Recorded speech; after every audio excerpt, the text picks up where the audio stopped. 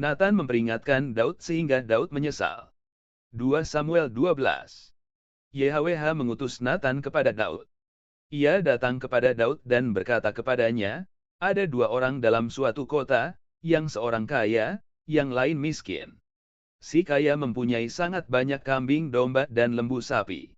Si miskin tidak mempunyai apa-apa, selain dari seekor anak domba betina yang kecil, yang dibeli dan dipeliharanya.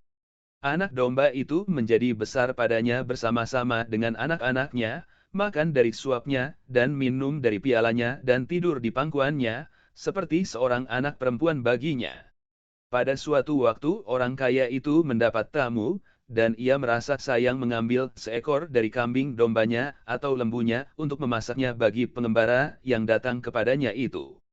Jadi ia mengambil anak domba betina kepunyaan si miskin itu, dan memasaknya bagi orang yang datang kepadanya itu.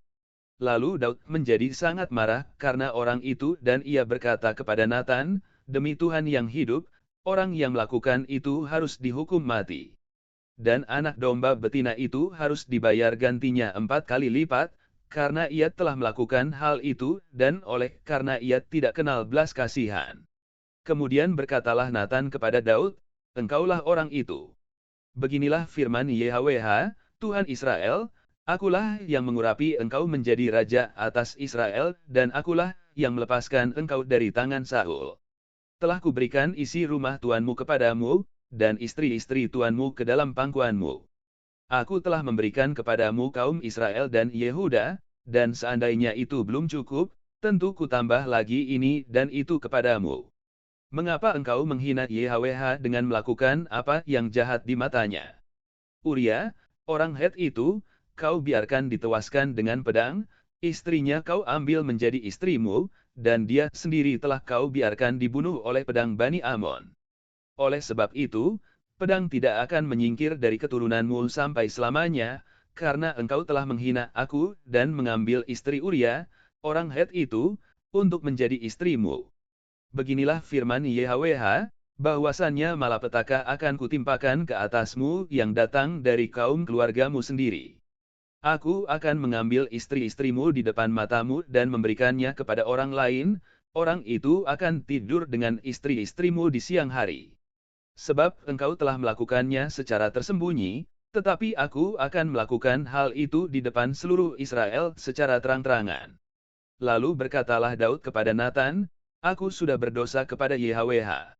Dan Nathan berkata kepada Daud, YHWH telah menjauhkan dosamu itu, engkau tidak akan mati. Walaupun demikian, karena engkau dengan perbuatan ini telah sangat menista YHWH, pastilah anak yang lahir bagimu itu akan mati. Kemudian pergilah Nathan ke rumahnya. Dan YHWH menulahi anak yang dilahirkan bekas istri Uria bagi Daud, sehingga sakit.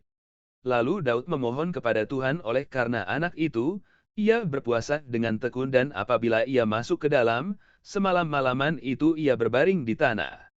Maka datanglah kepadanya para tua-tua yang di rumahnya untuk meminta ia bangun dari lantai, tetapi ia tidak mau, juga ia tidak makan bersama-sama dengan mereka. Pada hari yang ketujuh matilah anak itu. Dan pegawai-pegawai Daud takut memberitahukan kepadanya, bahwa anak itu sudah mati.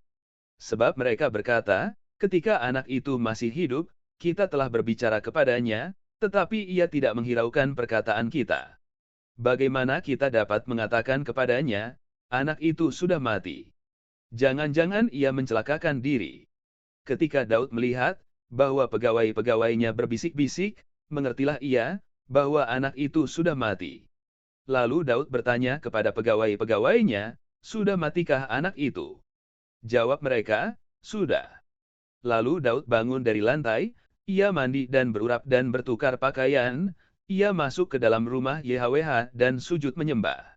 Sesudah itu pulanglah ia ke rumahnya, dan atas permintaannya dihidangkan kepadanya roti, lalu ia makan. Berkatalah pegawai-pegawainya kepadanya, apakah artinya hal yang kau perbuat ini? Oleh karena anak yang masih hidup itu, engkau berpuasa dan menangis, tetapi sesudah anak itu mati, engkau bangun dan makan. Jawabnya, selagi anak itu hidup, aku berpuasa dan menangis, karena pikirku, siapa tahu YHWH mengasihani aku, sehingga anak itu tetap hidup.